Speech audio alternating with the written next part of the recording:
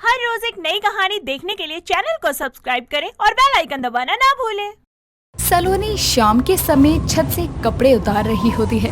तभी बादल घिरने की वजह से कुछ ही पलों में झमाझम बारिश शुरू हो जाती है। सूखे कपड़ों को नीचे ले जाने की जगह सलोनी बारिश में भीगकर झूमते हुए गुनगुनाती है। एक सपना लगता है आना तेरा, आओगे कहता है ये दिल मेरा, सावन में मोरनी बन के मैं तो छम छम नाचूं। तभी उसकी माँ सुमती छाता पकड़े छत पर आती है और उसे ऐसे झूमता देखकर चिल्लाते हुए कहती है, ओ मोरनी की अम्मा, ये छम छम नाचकर जो धमधम मचा रखी है ना, उसकी आवाज नीचे तक आ रही है। तू कपड़े लेने आई थी कि मोरनी बनकर मटकने? माँ नाचने दो, माँ नाचने दो। इस सावन की सलोनी को आज बारिश में खुलकर भीगने दो। कब से सावन आने का इंतजार कर रही थी मैं। हाय दया, खुद तो भीग रही है, साथ ही मेरे सारे सूखे कपड़े भी भिगा दिए। सावन की दीवानी बढ़ा दी ना तूने मेरी परेशानी। सुमती की बातों को सलोनी अनसुना कर फिर गुनगुनाना शुरू कर देती है। तो सुमती छाता पकड़े नीचे चली जाती है। सलोनी सावन के मौसम की दीवानी सी थी, इसी कारण उसे सावन का बेसब्री से इंतजार रहा करता था। सावन आने पर वो हर सोमवार भगवान शिव का उपवास रखती, साथ ही अपनी सहेलियों के साथ पार्क में झूला झूलने भी जाया करती। जब ज्यादा बारिश के कारण वो पार्क नहीं जा पाती तो घर के दरवाजे पर ही रस्सी लगाकर झूल लिया करती। एक रोज उसे देखने के लिए लड़के वाले उसके घर आने वाले थे, तो वो सज धज कर तैयार होती हुई खुद से कहती है, ओहो, कब आएंगे ये लड़के वाले? मैं तो कब से तैयार होकर बोर हो रही हूँ। माँ भी किचन में बिजी है। एक काम करती हूँ, तब तक झूला ही झूल लेती हूँ। तभी वो दरवाजे पर लगी रस्सी नीचे करती है और झूला झूलने बैठ जाती है। वो आंखें बंद करके झूलती रहती है। तभी सामने से फोन चलाता हुआ सुमित नाम का लड़का अंदर आ रहा था कि झूलती हुई सलोनी की एक लात उसे पड़ती है और वो जमीन के ही चिपक जाता है। तभी सलोनी झूले से उतरती है और सुमती भी वहाँ आ जाती है। अरे अरे बेटा, तुम गिर कैसे गए? गिरा नहीं बहन जी, इस लड़की ने गिराया है। ये बहती हवा से झूलती आई और इसकी लात पर लल्ला को लग गई। लल्ला तो ठीक है ना? हाँ माँ, ठीक ही हूँ। एक बात बताइए बहन जी, ये घर के दरवाजे पर झूला टांगे कौन झूलता है? कौन है ये लड़की? माफ कीजिएगा बहन जी, गलती हो गई। आप अंदर आइए ना। तभी दोनों अंदर आते हैं और सलोनी उनके लिए चाय नाश्ता लेकर आती है। तो सुमित्रा कहती है, तो यही झूले वाली है आपकी बेटी? बताओ, लड़की देखने आए और लड़के को टक्कर मार दी, ये कोई बात नहीं होती। छोड़िए ना माँ, मुझे लड़की पसंद है और शादी के बाद तो वैसे भी बीवी की लात खानी है। मैंने पहले ही खा ली, और क्या। ये तो सही कहा बेटा तुमने। वैसे जो कुछ भी पूछना हो तो पूछ लो मेरी सलोनी से। एक ही बात पूछूंगा, आपको झूला झूलना इतना क्यों पसंद है? हर वक्त नहीं पसंद, पर हाँ, सावन में झूला झूले बगैर मैं रह नहीं सकती। अभी तो सावन नहीं चल रहा, फिर क्यों झूल रही थी बेटा, वो भी घर के दरवाजे पर? वो तो मैं बोर हो रही थी ना, इसलिए। लेकिन आज के बाद ऐसा नहीं करूँगी। खैर छोड़ो, खाना बनाने में रुचि है कि नहीं? अरे बहन जी, इतने सारे नमूने परोसे हैं आपके सामने, अब इसी ने बनाए हैं, चख कर देखिए। ऐसे ही बातचीत करके आखिर में सुमित्रा रिश्ते के लिए हाँ कर देती है और सब एक दूसरे का मुंह मीठा करवाते हैं। कुछ समय बाद एक अच्छा सा मुहूर्त देखकर दोनों की शादी कर देते हैं। धीरे धीरे सलोनी ससुराल के माहौल में ढलने लगती है। एक रोज सुमित थका हारा घर आकर कहता है, माँ, क्या गजब की गर्मी हो रही है बाहर। पसीना पोंछते पोंछते रुमाल ही गीला हो जाता है। कोई नहीं बेटा, कुछ दिनों बाद सावन शुरू हो ही जाएंगे, बारिश होने से थोड़ी राहत मिलेगी। सावन का इंतजार तो मुझे भी कब से है सासू माँ। सावन के झूले, बारिश का भीना भीना सा मौसम, और मैं वो सावन का महीना पवन करे शोर वाला गाना गाते हुए झूमूंगी। सावन आने की कितनी एक्साइटमेंट है तुम्हें? अरे पूछ मत, सावन शब्द सुनते ही पगला उठती है। ये सावन की दीवानी है। अभी जाकर चाय भी ले आ, यहाँ खड़ी बतियाती ही रहेगी। तभी सलोनी रसोई में चली जाती है। एक शाम गली में से चूड़ी वाला आवाज लगाते हुए गुजर रहा था, तो मोहल्ले की औरतें चूड़ियाँ लेने आती हैं। चूड़ियाँ ले लो, रंग बिरंगी चूड़ियाँ, हरी लाल नारंगी चूड़ियाँ। चूड़ी वाले की आवाज सुनकर सलोनी सटपट घर से चूड़ियाँ खरीदने निकल पड़ती है। और मोहल्ले की औरतों से बात करते हुए चूड़ी पसंद करने लगती है। तभी उसके पड़ोसन शारदा कहती है, सुमित्रा की बहू, तुझे कौन से रंग की चूड़ियाँ भा रही हैं? मुझे तो हरा रंग बड़ा पसंद है। भैया, आप मुझे हरे रंग में मेरे नाप की चूड़ियाँ दिखाओ। सही कहा सुमित्रा की बहू, सावन में हरा रंग शुभ होता है। मैंने भी कल अपने लिए बढ़िया हरे रंग की साड़ी खरीदी है। मैंने तो सुमित्रा को भी कही थी कि तू भी ले ले अपनी बहू के लिए, लेकिन उसे कोई पसंद ही नहीं आई।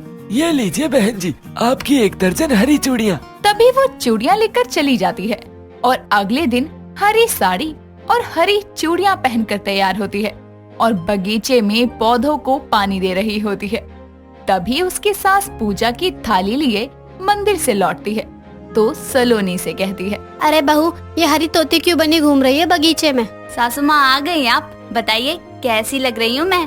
अब तूने पूछा है तो सुन, हरी टिड्डी नजर आ रही है। ऊपर से हरे भरे बगीचे में खड़ी तो पता नहीं चल रहा घास कहाँ है और तू कहाँ। सासू माँ, कभी तो मेरी तारीफ कर दिया करो। छोड़ो, ऊपर वाले से ही पूछ लेती हूँ। हे ऊपर वाले, मेरी खूबसूरती की तारीफ में थोड़ी बूंदे ही बरसा ले। पूछ रही है कि धमका रही है? तभी आसमान में जोर की बिजली कड़कती है और मोटी मोटी बूंदें पड़ना शुरू हो जाती है। सुमित्रा तेजी से आकर दरवाजे पर खड़ी हो जाती है तो कुछ ही देर में तेज बारिश होने लगती है और सलोनी वहीं खड़ी भीगने लगती है। तभी सुमित दरवाजे से आवाज लगाकर सलोनी को कहता है, अरे यार, अब तो भगवान तुम्हारे पौधों को पानी दे रहे हैं, आकर नाश्ता बना दो, ऑफिस के लिए देरी हो रही है। सुमित जी, इस बारिश में कहाँ जाएंगे आप? आज तो सावन में भीगने का मजा लीजिए आप। मैं सावन में भीगने बैठूंगा तो नौकरी पर तुम्हारे पप्पा जाएंगे। जल्दी लंच तैयार कर दो। हाय हाय ये मजबूरी, ये मौसम और ये दूरी, मुझे पल पल है तड़पाए। तेरी 2 टकिए की नौकरी में मेरा लाखों का सावन जाए। हाय। अरे बेटा, चल मैं बनाती हूँ नाश्ता, इस सावन की दीवानी को भीगने दे। और सुन, थोड़ी देर में अंदर आ जाइयो, पता चले बहते बहते पड़ोसन के घर पहुँच गई। बहती चली मैं तो पार चली, पार वाले पर लेके नार चली रे मेगा नन्ना रे नन्ना रे नन्ना रे नन्ना रे। हाय दैया, कैसे छम छम कर रही है। तभी दोनों अंदर चले जाते हैं और सलोनी बारिश में मजे से भीगती है। कुछ देर बाद भीगी हुई कीचड़ से भरे पैर लेकर वो घर आती है। तभी सुमित्रा कहती है, रुक जा, वहीं रुक जा नासपीटी, कीचड़ वाले पैर लिए सरपट अंदर चली आ रही है और तुझे भीग कर आने को कहा था, कीचड़ में लिपट कर नहीं। सासू माँ, अभी बारिश के कारण बाहर कीचड़ नहीं होगा तो और क्या होगा? अब आप सोचो कि बारिश में भीगू भी और धुली धुलाई घर भी आ जाऊं, ऐसा तो नहीं हो सकता ना। पता नहीं ये सावन कब जाएगा, इस सावन की दीवानी बहू का दीवानापन कब खत्म होगा। यहीं रुक, पानी लाती हूँ। इतना कहकर वो पानी लाने चली जाती है। दिन बीतते हैं और पूरे सावन सलोनी की दीवानगी चलती रहती है, जिससे उसकी सास परेशान रहती है। लेकिन आखिरकार सावन का महीना खत्म हो जाता है तो सुमित्रा चैन की सांस लेती है और सलोनी को अगले सावन का बेसब्री से इंतजार होता है। श्रेया नाम की एक लड़की अपने दूध के डब्बों को अपनी साइकिल पर रखकर शहर की छोटी छोटी गलियों में जाकर दूध बेचकर अपना और अपने पिता शंकर का गुजारा किया करती थी। ऐसे ही एक दिन दिनेश नाम का एक लड़का अपने हाथों में बर्तन लिए उसके पास आता है और उससे बोलता है, सबको देती हो, हमें भी अपना दूध दे दो, सुना है बहुत अच्छा दूध है तुम्हारा। मतलब क्या है तुम्हारा? मतलब? अरे मैं तो बस दूध मांग रहा हूँ, दूध वाली हो ना, दूध के बदले चाय देती हो क्या? माफ करना, मुझे थोड़ी गलतफहमी हो गई थी। वैसे कितने लीटर दूध चाहिए? बस 1 लीटर। दिनेश को दूध देकर वो अपनी साइकिल उठाकर आगे निकल जाती है और दिनेश उसे देखता ही रह जाता है, क्योंकि श्रेया दूध में कोई मिलावट नहीं करती थी। इसीलिए उस गली के सभी लोग बस उसी से ही दूध लिया करते थे और दिनेश बस श्रेया को देखने के लिए उसके आने से पहले ही घर के बाहर बर्तन लेकर खड़ा हो जाया करता था। ऐसे ही एक दिन पहले ही श्रेया जिसको भी दूध दे रही थी उससे कुछ बातें कर रही थी। ये देखकर दिनेश मन ही मन खुद से बोलता है, अच्छा मौका है तेरे पास आज दिनेश बेटा, आज ये खुश लग रही है, सबसे रुककर बात भी कर रही है, बस मार दे आज तो मौके पे चौका और आज उसको अपनी बातों में फंसा ही ले। इतना बोलकर वो अपने सपनों में खो जाता है। जिसमें श्रेया उसके पास आती है और उससे बोलती है। कितना लीटर दूध चाहिए? मुझे दूध के साथ तुम भी चाहिए। क्या तुम मेरी हो सकती हो? बोलो ना, कुछ बोल क्यों नहीं रही हो तुम? दिनेश अपनी माँ उर्मिला का हाथ पकड़कर बस एक ही बात बार बार बोले जाता है, जिस पर उसकी माँ उसके हाथों से दूध का बर्तन लेकर उसके सर पर मारकर उससे बोलती है। अरे ओ मेरे लाल, अगर तुझे होश आ गया हो तो जाकर दुकान से दूध ले आ। दुकान से क्यों माँ? वो लड़की लाती तो है हर रोज ताजा और शुद्ध दूध। हाँ, पर आज उसका दूध खत्म हो गया था और वो कुछ दिनों के लिए शहर से बाहर जा रही है। पर अभी मैंने अपनी आंखों से देखा था, वो मिश्रा जी को दूध दे रही थी। हाँ आई थी, लेकिन दूध खत्म हो गया था, इसीलिए वो बिना दिए ही चली गई। और अब तू ज्यादा सवाल जवाब मत कर, पता नहीं किसके ख्यालों में खोया रहता है। जितना बोला है उतना ही कर दे। दिनेश अपनी माँ के कहने पर बाहर से दूध ले आता है। कुछ दिनों में श्रेया भी गांव से वापस आ जाती है और आते ही अपना दूध का डब्बा और साइकिल उठाकर दूध बेचने के लिए निकल पड़ती है। और रास्ते में जाते हुए वो सोचती है, बेकार ही गांव गई, कहीं गांव जाने की वजह से सारा धंधा चौपट ना हो जाए। वैसे अब तो सब कहीं और से ही दूध लेने लगे होंगे। ये सोचते सोचते वो एक घर के पास रुकती है और दरवाजे की डोरबेल बजाती है। कुछ ही देर में वो औरत घर के बाहर आती है और श्रेया को देखकर उससे बोलती है। अरे श्रेया, आ गई तुम गांव से? सब ठीक है ना गांव में? हाँ जी, सब ठीक है। अच्छा जरा ये बताइए कि कितने लीटर दूध दूं? बस 1 लीटर देना, अभी रुकना, मैं अंदर से बर्तन लेकर आती हूँ। वो औरत अंदर जाकर दूध लेने के लिए बर्तन ले आती है और श्रेया उसे दूध देकर आगे दिनेश के घर के लिए बढ़ जाती है, जहाँ दिनेश उसको देखकर बहुत खुश हो जाता है और बोलता है। अच्छा हुआ तुम आ गई।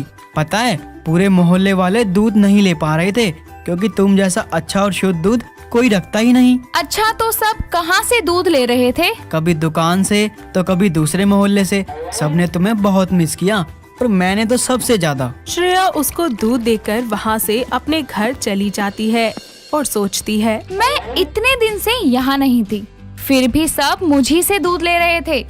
क्यों ना इस बात का फायदा उठाया जाए। अगर 10 लीटर दूध में मैं पानी मिलाकर 1 लीटर दूध का फायदा कर दूं, तो आखिर इसमें खराबी ही क्या है और किसी को पता भी नहीं चलेगा। ये सोचकर श्रेया अगले दिन ऐसा ही करती है और दूध में पानी मिलाकर बेचना शुरू कर देती है।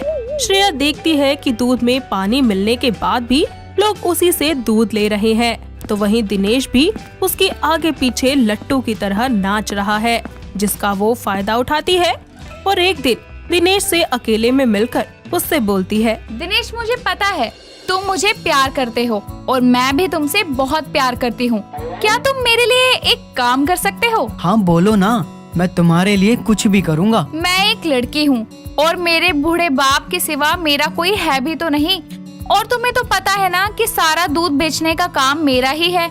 तो मैं बस ये चाहती हूँ कि गली गली दूध बेचने की बजाय मैं एक दुकान ले लूँ और वहाँ से अपना दूध बेचूं। इतना बोलकर वो दोनों एक दूसरे को गले लगा लेते हैं, जिसके कुछ ही दिनों के बाद दिनेश अपने मोहल्ले के बाहर ही एक छोटी सी दूध की डेयरी खोल देता है। अब सुबह शाम श्रेया की डेयरी पर ग्राहकों की भीड़ जमा रहने लगी और श्रेया के मन में लालच इतना ज्यादा बढ़ने लगा कि अब वो पहले की तरह ही शुद्ध और अच्छा दूध ना बेचकर उसमें मिलावट करने लगी। साथ ही साथ दूध के दाम भी कुछ ही दिनों के बाद उसने बढ़ा दिए, जिस पर एक दिन उर्मिला उससे बोलती है। बेटा, पहले तेरा दूध बड़ा ही अच्छा हुआ करता था, लेकिन अब ऐसा लगता है कि जैसे दूध में मिलावट सी हो गई हो और पहले के मुताबिक अब दूध महंगा भी है। देखिए आंटी जी, दिनेश जी ने मेरी बहुत मदद की है, इसलिए मैं आपको कुछ बोल नहीं रही हूँ, पर इतना जरूर बोलूंगी कि दूध लेना है तो लो, वरना कहीं और से ले लो। दूर खड़ा दिनेश अपनी माँ के साथ हो रही इस बदतमीजी को देख लेता है और श्रेया के पास आकर उससे बोलता है। बस बहुत हुआ श्रेया, मैं तुमसे बहुत प्यार करता हूँ। इसका मतलब ये नहीं कि मैं अपनी माँ से की हुई बदतमीजी बर्दाश्त कर लूंगा। तुम होती कौन हो मेरी माँ से ऐसे बात करने वाली? अरे एक मामूली सी दूध बेचने वाली हो।